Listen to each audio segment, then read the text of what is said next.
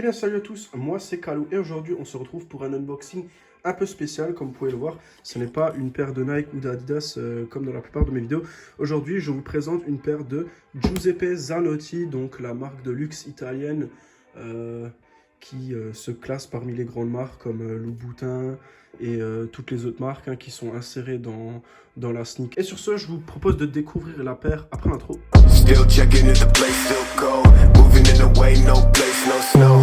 Straight chilling with my niggas and shiver. Thinking about South Lake, thoughts on the river. Donc voilà les amis, comme je disais, aujourd'hui on se retrouve pour découvrir une petite paire de Giuseppe Zanotti. Donc il s'agit d'une London SC Uomo, c'est homme en italien, et donc en croco print, donc en imprimé crocodile. Donc on va tout de suite ouvrir la boîte. Comme vous pouvez le voir, c'est une boîte très massive, contrairement à la boîte de Nike en général, qui est en carton assez fin. Tout de suite, quand on ouvre la boîte, se présente à nous un petit sac en soie, donc qui est brodé du logo de la signature Giuseppe Zanotti.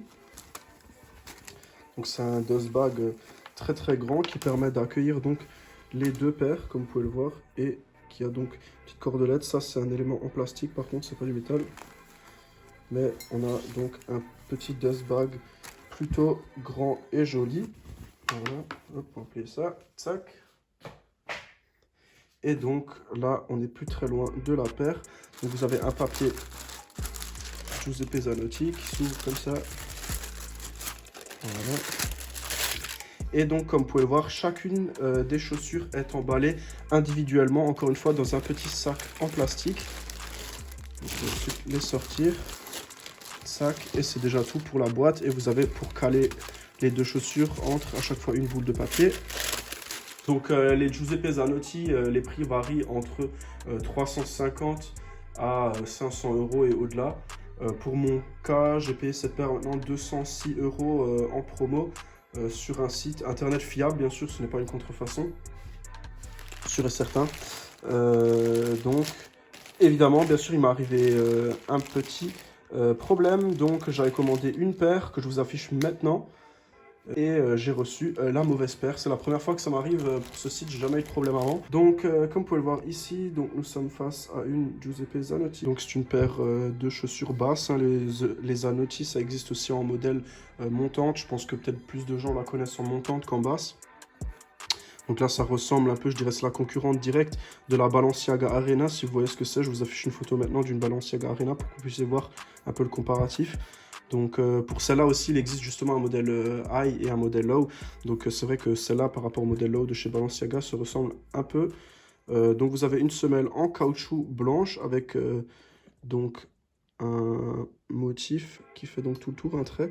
Et le reste de la paire est lisse, du moins sur les bords de la semelle. Par contre, quand vous touchez à la semelle, elle est vraiment rigide, c'est très dur. C'est pas une paire du tout pour... marcher longtemps, faire de la randonnée. L'amorti est vraiment nul de ce côté-là. D'ailleurs, là, vous avez un petit défaut. Ça, c'est regrettable aussi, au prix que ça coûte. Donc, c'est dans le caoutchouc, une petite trace. Et donc, vous avez au niveau du talon, donc vous avez ce petit accent Giuseppe Zanotti, donc aussi directement dans le caoutchouc de la semelle. C'est sympa. Il faudrait que ça refasse le focus, voilà. Et donc, nous avons sur toute la paire donc un cuir véritable, mais pas un cuir de crocodile. Donc c'est un cuir de vache sans doute, ou de veau. Je pense que c'est du veau parce que bon, sur les paires de luxe en général on utilise du veau. C'est un cuir qui est beaucoup plus doux et qui a donc subi un traitement de marquage, sans doute par chaleur, pour obtenir donc cette surface imitation crocodile.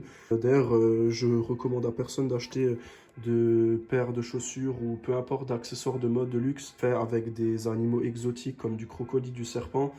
Il y a beaucoup de grandes marques de luxe qui utilisent ça, d'ailleurs comme Louis Vuitton, qui sont un peu dans le flou sur l'origine de certaines fourrures qu'ils utilisent, notamment de renards blancs qui seraient détenus et fabriqués en Pologne, et j'ai vu des reportages là-dessus, c'est pas très beau à voir.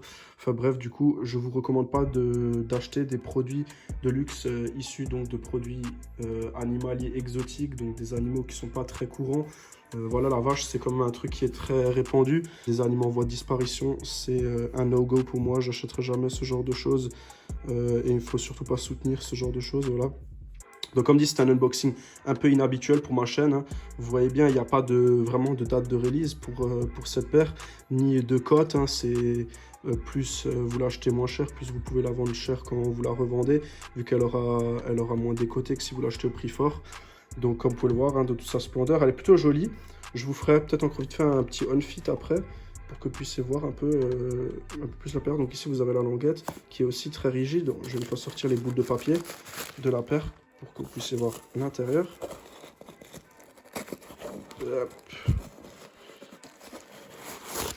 Voilà. Et donc comme vous pouvez voir, l'intérieur est complètement en cuir avec une semelle brune en cuir aussi, donc c'est beige. Je pense que ça revient pas trop bien à la lumière, c'est dommage.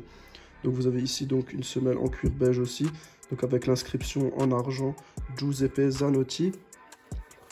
Et vous avez encore une fois la signature Giuseppe Zanotti au niveau de la languette, donc sur un patch en cuir, et le logo Giuseppe Zanotti est brodé comme vous pouvez le voir ici, en argenté également.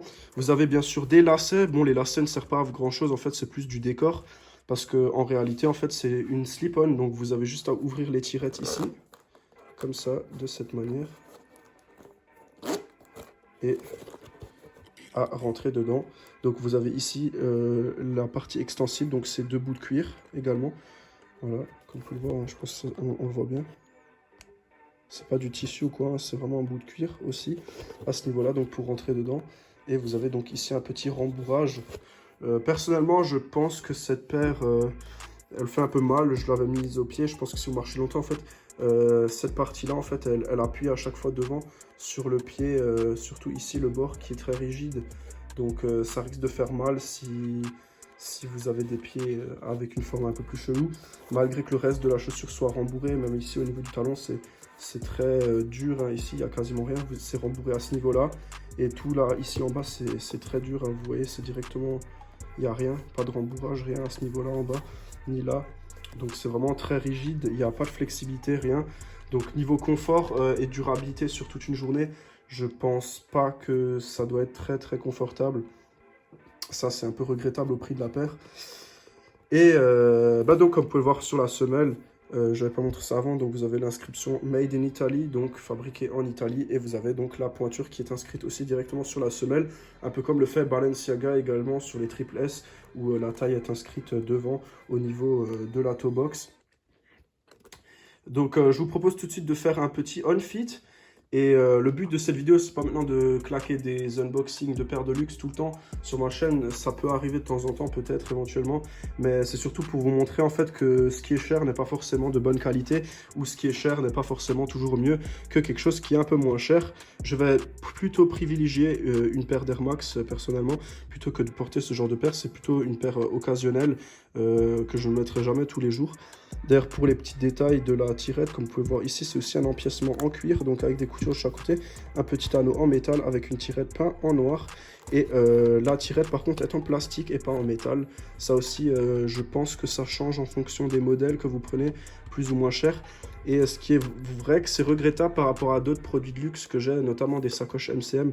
La tirette sur cette paire de chaussures va très très dur, comme vous pouvez le voir. Alors que sur la sacoche, j'ai une sacoche MCM, je ne sais pas si vous connaissez la marque, ben la tirette elle coulisse vraiment, mais d'une manière c'est comme du beurre.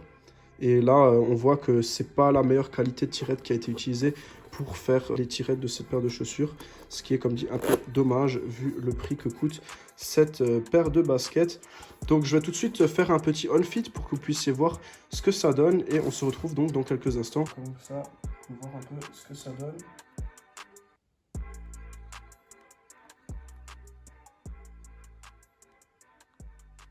Comme je disais, la paire appuie vachement à ce niveau-là. Surtout ici, là, maintenant ça se voit bien. Donc quand je marche, ça appuie contre. C'est pas hyper confortable, je vous le dis honnêtement. Voilà, donc... Et surtout la rigidité de la semelle, donc vous n'avez aucun amorti. Vous avez vraiment l'impression de marcher sur une planche. Donc voilà, on se retrouve maintenant en fin de vidéo pour le petit récap. Donc pour moi, honnêtement, cette paire ne vaut absolument pas son prix initial, c'est-à-dire les 550, 600 euros que ça vaut d'habitude. Comme dit, 200 euros pour moi, c'est vraiment la somme maximum que j'étais prêt à mettre pour ce genre de paire de chaussures. Et honnêtement, je suis déçu. Je me suis toujours dit que bon, 220 euros, c'est ce qu'on paye d'habitude pour une paire de Yeezy. Bon, c'est du Adidas. c'est loin d'être du luxe.